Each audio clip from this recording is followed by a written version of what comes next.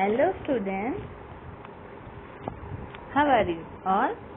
Okay. आज हम chapter 5 के भाव स्पष्ट करेंगे।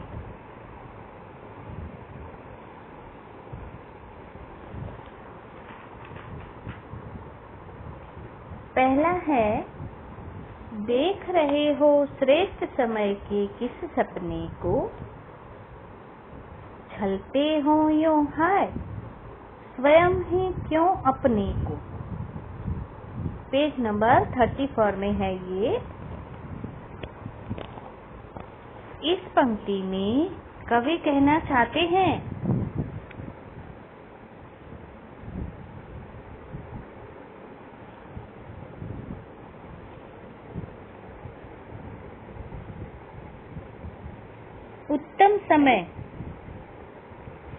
उत्तम समय के आने की आशा में मनुष्य स्वयं के साथ ही छल करता है।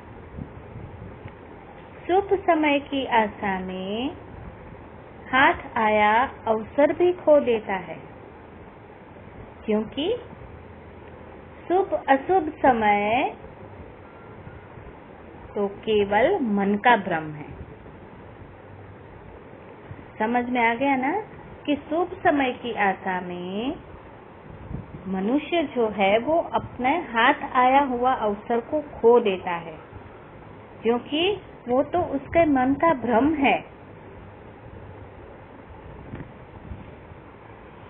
अब दूसरा है, पा सकते फिर नहीं कभी तुम इसको खोके, पा सकते फिर नहीं कभी तुम इसको खोके, चाहो तुम क्यों नहीं चक्रवर्ती भी होके। इस पंक्तियों का भाव है कि एक बार समय चला जाने पर पुनः वापस नहीं आता है ना। समय जो एक बार चला गया तो वो वापस नहीं आता है। चक्रवर्ती राजा होकर भी तुम समय को नहीं प्राप्त कर सकते, अर्थात कोई भी समय को बांधकर नहीं रख सकता। समझ में आ गया ना। समय को हम कभी बांध नहीं रख सकते, चाहे वो चक्रवर्ती राजा ही क्यों ना हो। अब तीसरा है, तो इसमें वह काम नहीं क्यों तुम कर जाओ, हो जिसमें परमार्थ तथा तुम भी सुख पाओ।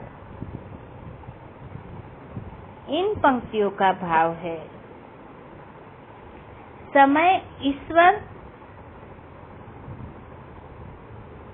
प्रदत्त एक अमूल्य वरदान, मतलब समय जो है वो ईश्वर का दिया हुआ एक अमूल्य वरदान है। समय के इस क्षण में हमें ऐसा करना चाहिए जिसमें लोगों की भलाई के साथ साथ स्वयं को भी प्रसन्नता मिले। हमें क्या करना है? हमें ऐसे काम करने हैं भलाई के साथ साथ स्वयं को भी प्रसन्नता मिले।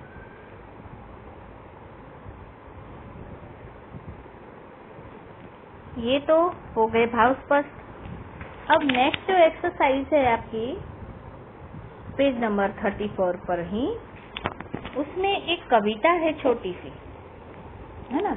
उसके प्रश्न उत्तर हैं जो आपको लिखने नहीं है नोटबुक में, पर ये खाली रेफरेंस के लिए है। याद रख जो आंधियों के सामने भी मुस्कुराते, वे समय के पथ पर पद चिन्ह अपने छोड़ जाते। चिन्ह वे जिनको न धो सकते प्रलय धन भी, चिन्ह वे जिनको न धो सकते प्रलय धन भी, मूक रहकर जो सदा भूले हुओं को पथ बताते। मूक रहकर जो सदा भूले हुओं को पथ बताते। जिंदगी उनकी उन्हें भी मार ही केवल मुसाफिर। पथ पर चलना तुझे तो मुस्कुरा कर चल मुसाफिर। तो ये कविता की पंक्तियां हैं।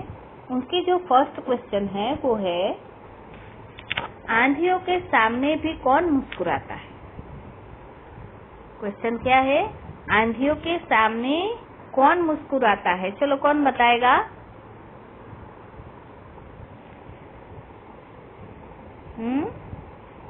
कौन बताएगा। मुसाफिर है ना। हाँ, सही आंसर, वेरी गुड। सेकंड है, भूले भटकों को कौन रास्ता दिखाता है। मुसाफिर है ना। देखो है इसमें, भूले भटकों को मूक रहकर मुसाफिर राह दिखाता है। मूक यानी क्या, मुंह बंद कर कर, है ना, बोले बिना, मूक यानी। थर्ड है, जीवन को भार किसके लिए कहा गया है। तो जीवन को भार मुसाफिर के लिए कहा गया है। चौथा है, कवि ने मनुष्य की जिंदगी की राह पर किस प्रकार चलने को कहा है। तो कवि ने मनुष्य की जिंदगी की राह पर मुस्कुराकर चलने के लिए कहा है। किसे, मनुष्य को। किसे कहा है, मनुष्य को। यस। चलो अब आप बताओगे, पथ शब्द के दो पर्याय क्या क्या हैं। नहीं आता। ओके, मैं बताती हूँ। पथ का पर्यायवाची है मार्ग और राह, है ना। अभी याद आ गया ना। ठीक है, चलो ओके। अब जो है अमूल्य प्रेरक प्रश्न, तो इसमें क्या है कि क्या आप अपना काम समय पर करते हैं और ऐसा करने से आपको क्या क्या लाभ होते हैं। तो ये आपको अपने शब्दों में लिखना होगा, है ना। जैसे एग्जाम में क्वेश्चन आते हैं, आशय स्पष्ट, भाव स्पष्ट, तो ये उसमें भी आ सकता है ना। तो इसमें आपको इस पे अपने विचार लिखने, है ना। ओके। ना पेज नंबर 35 पे है एक्सरसाइज 1, वर्ण विच्छेद। अब वर्ण विच्छेद क्या होता है, कौन बताएगा। नहीं, ठीक है, मैं बताती हूँ। वर्णों को जोड़ना और वर्णों को अलग करना, है ना। वर्ण विच्छेद यानी अलग करना, है ना। तो इसमें है पहला श्रेष्ठ। अब इसमें श्र क्या है,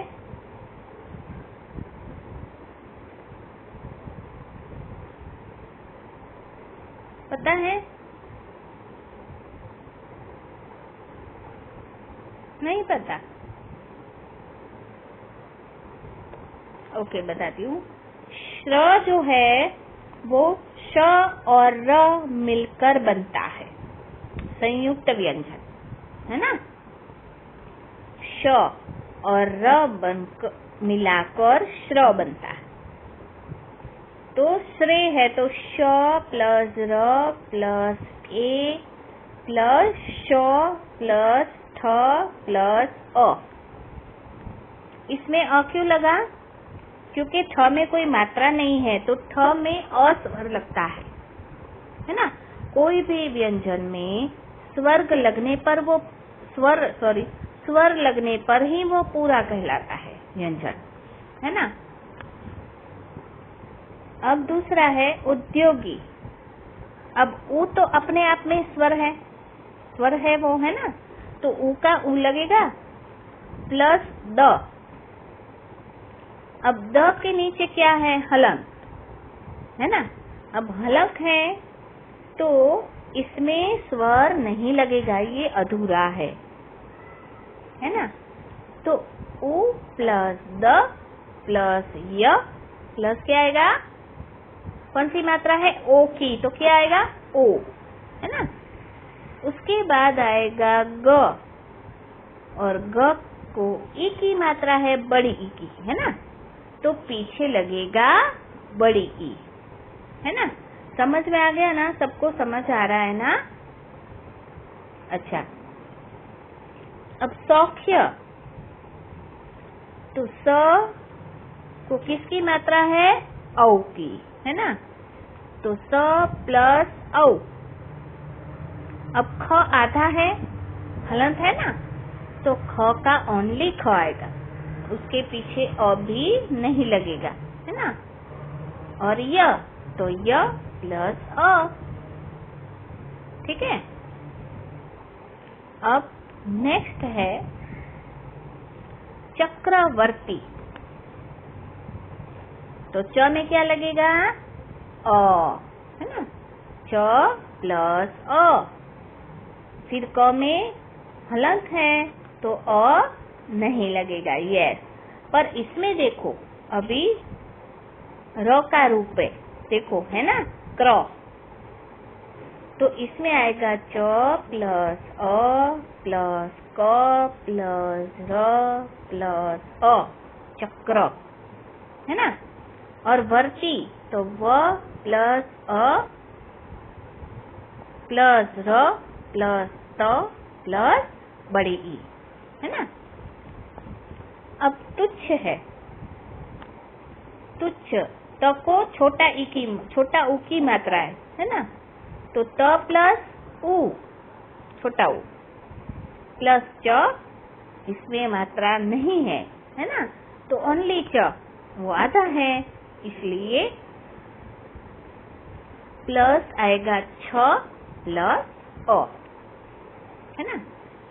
अब है सर्वथा।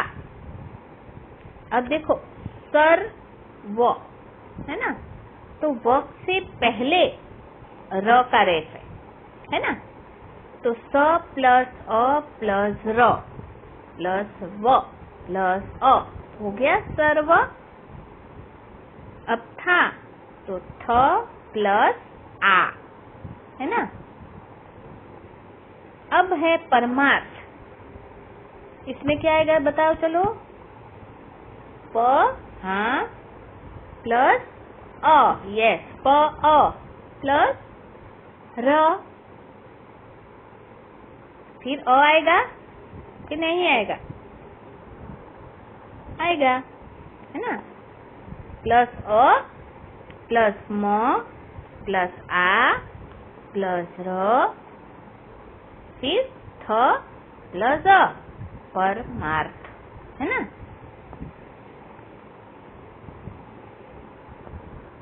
अब जो है नेक्स्ट जो है वो है सेकंड एक्सरसाइज, प्रत्यय, है ना। प्रत्यय जोड़कर उसे संज्ञा बनाने के बाद उसके रूप में बदलाव आ जाता है। ऐसी संज्ञाएं दी गई है, इसमें प्रत्यय लगाने से उसके रूप में बदलाव आ जाता है ना। जैसे है थकना, तो थकना से क्या होगा? थकान। अब इसमें है मुस्कान, तो इसकी क्रिया क्या बनेगी? मुस्कुरा, है ना, आन निकल जाएगा, इसमें आन प्रत्यय लगा है। कौन सा प्रत्यय? आन, है ना। मिलान, देखो मिलान, आन लगा ना, तो अब आन निकालो तो क्या बनेगा? मिल, है ना, यस, करेक्ट। अब है लगान। अब लगान से क्या बना है? आन निकाल कर लग, है ना? हाँ। अब चालान, आन निकाल कर चाल बना, ठीक है ना? हाँ। अब नेक्स्ट एक्सरसाइज शब्द विचार। इसमें है सु उपसर्ग,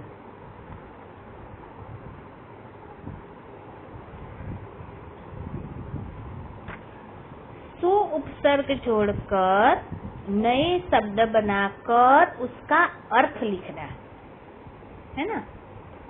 तो पुत्र में अगर सु लगाया तो क्या होगा? सुपुत्र, है ना? अब इसका अर्थ क्या होगा? सुपुत्र यानी अच्छा बेटा। हाँ, ठीक है। दूसरा है यश, सुयश, और इसका अर्थ होगा सुख्याति। फिर है मति, तो है सुमति, सुमति का अर्थ होगा अच्छी बुद्धि। क्या होगा? अच्छी बुद्धि। नेक्स्ट है योग्य। अब योग्य का होगा सुयोग्य, सुयोग्य यानी अच्छी योग्यता। अब है गंध, गंध का क्या होगा? सुगंध, यस। और सुगंध का अर्थ खुशबू। नेक्स्ट है फल। अब फल का सुफल होगा, सुफल यानी अच्छा फल। शिक्षित, तो सुशिक्षित यानी पढ़ा लिखा।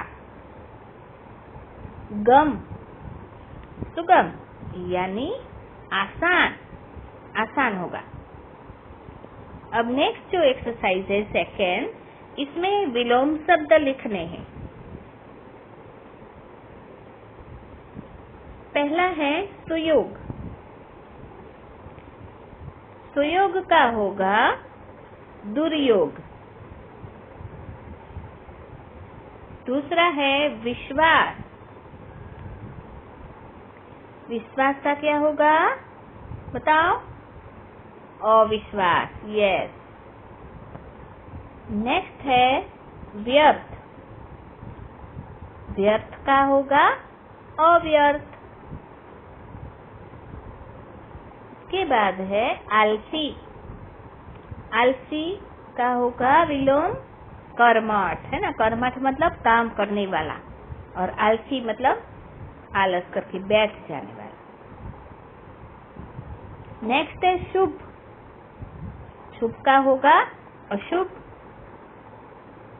जीवन, जीवन का मृत्यु, यस। फिर है परमार्थ, इसका होगा स्वार्थ। सुसमय का होगा कुसमय।